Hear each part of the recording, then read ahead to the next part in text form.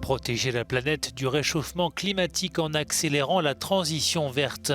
Les grandes puissances mondiales comptent intensifier leurs efforts pour réduire leurs émissions de gaz à effet de serre. C'est ce qui ressort du sommet virtuel sur le climat organisé par le président américain Joe Biden, qui a salué l'engagement des différents chefs d'État, dont Vladimir Poutine.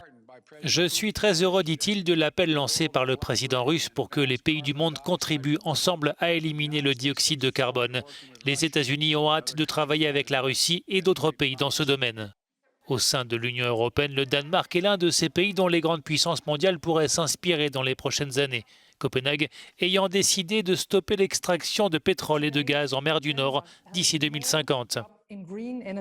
Aujourd'hui, le Danemark compte plus d'emplois dans les énergies vertes que dans les énergies fossiles, indique la première ministre danoise. Nous avons formé des partenariats climatiques avec tous les secteurs de l'économie danoise.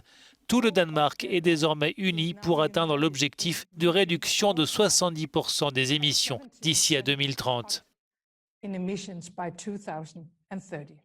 Après ce sommet, de nombreuses personnalités, dont le fondateur de Microsoft, Bill Gates, saluent la volonté de Joe Biden de réinscrire les États-Unis au centre de la lutte contre le réchauffement climatique, refermant ainsi la page climato-sceptique ouverte par Donald Trump.